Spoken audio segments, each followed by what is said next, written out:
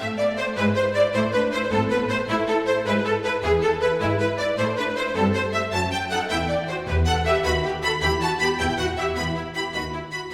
and welcome to Christian Worldview. I'm Dr. Andrew Snyder, and I'm really glad to be leading you in this study this semester. I've been teaching courses in philosophy and theology for a number of years, both on campus and online.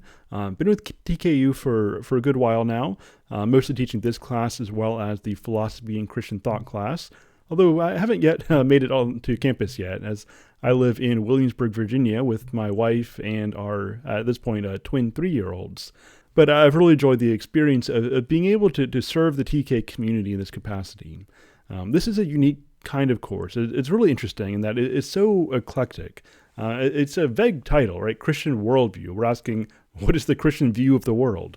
And so we'll be interweaving philosophy, theology, biblical interpretation, historic Christian thought, apologetics, there'll be a devotional aspect to it. And so we're taking really all of these different angles and bringing them together to ask, what is the most faithful way of thinking about a range of topics? And so things like the relationship between faith and reason, our relationship to the history of the church, our understanding of science, our understanding of literature and the arts, our understanding of politics. So we're covering a lot of different things. And obviously, we're going to be dealing with some subjects that faithful Bible-believing Christians can, I think, arrive at some different conclusions, right? Because there's some bounds around Christian thought where you cross that bound and you're no longer within the realm of what could reasonably be considered historic Christian thought.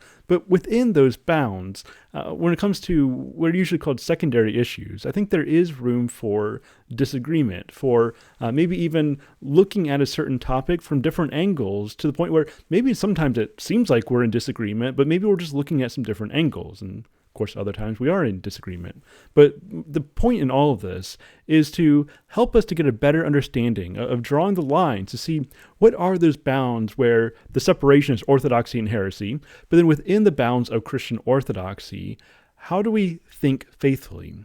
And so in other words, my goal is not to make you think everything I think, as if I could. My goal in this course is to give you the tools to help you think faithfully. That's different than telling you what to think. It comes down to a method of thinking. How do we think faithfully in line with what we get in Scripture, and while taking into account what saints of the past as well as of the present have said? Because obviously we're doing ourselves a disservice if we cut ourselves off from the wisdom of the church community across time and space. And so that's largely what we'll be doing here. It's a big task, but also I think it's a very rewarding task, and it's an engaging task, because no matter what your pet interests are, we're likely to touch on it in this class. Now, as far as what's to be expected, as far as just the mechanics of the course, there are two main texts that we'll be going through that you should have with you. And the first one is Elements of a Christian Worldview, which is put together by Dr. Michael Palmer, who was actually my dissertation advisor, although unfortunately he did pass a couple years ago. This is a great text that provides a number of different contributors, a number of different topics are covered. It's just a good kind of comprehensive text to cover a range of different topics. And so you'll be reading through this, and every other week you'll be writing up a fairly short reflection paper that deals with some topic covered in that section of reading. And you can look at the syllabus for the specific instructions on that. Also, we'll be reading one of my top books, and that is Mere Christianity by C.S. Lewis, which is really a modern classic of Christian thought. C.S. Lewis is definitely one of my favorite authors, along with J.R. Tolkien and some others in their community. I think that they do such a great job of communicating Christian wisdom in a way that is engaging and in a way that helps to better imbue our view of the world with a sense of wonder and awe at this grand reality that God has created and has placed us in for a glorious task.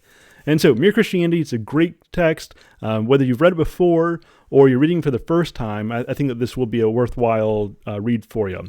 And alternating weeks with the Palmer essays, you'll be writing short essays that deal with this section of reading as well. And again, that you can find those instructions for the specific mechanics of what's required on the syllabus. And then beyond that, you'll have weekly discussion board posts, as you probably do for all of your online classes. Now, the important thing to note for that is, a couple things. First of all, I will sometimes, very often actually, I'll give you an option of prompts that you can respond to, maybe a couple prompts. Make sure that you pick one. Don't try to respond to both of them. If I say pick one prompt, then pick one prompt, focus on that. Now, for your response post, and this is where it's really important to pay attention here, it's very important that you provide some new substance to the conversation, right? And so you don't get credit just for giving affirmation, right? Don't just say, hey, poster X, I really like what you said here. It has to go further than that. Also, don't just ask questions and count that as your response because, odds are they're not going to respond anyways. And so your response post should stand on its own. And so that can look like maybe adding a new angle to what was initially said, or maybe provide a respectful challenge to what was said. But no matter what, your response posts should stand on their own as adding substance to the conversation. And so that's really what I'm looking for with that. And as far as word counts and stuff, again, just consult the syllabus. And then at the end of the semester, you will have a short research paper based off any topic that's related to the things that we study this semester. And so you can just look at the syllabus to get an idea of the topics. If you want to, start having some ideas percolate in your mind as you start to move in that direction. You don't have to get my consent for your topic as long as that is directly related to something we study in this class. Now, if you're planning on getting a little bit more creative, or maybe you're not entirely sure if your idea falls within the purview of this class, don't hesitate to send me an email and I'll let you know, and either I'll say A-OK, or I will give you some direction on how to kind of guide it back to the course. Or, if you have any other questions about the topic, if you want to know how to maybe narrow down your topic that you have in mind, get more precise with it, more than happy to have those conversations. Just send me an email. And obviously you can email me about anything else along the way as well. And also we will be having a few Zoom meetings, and you can look for that on the schedule, on the syllabus. That's not a time for me to really add any more lecture. You'll be getting enough information throughout the course, but it is a time for me to check in with you, see what questions you have, and just have more of a conversational attitude to do as much as we can to bring that classroom experience to this digital format. Now, there is a required attendance component to it.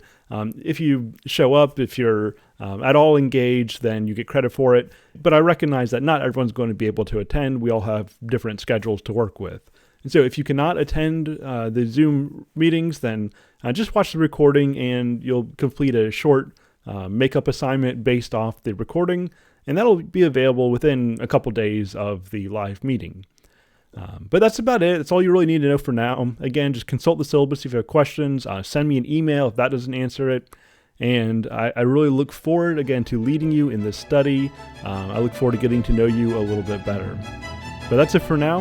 And until next time, Godspeed.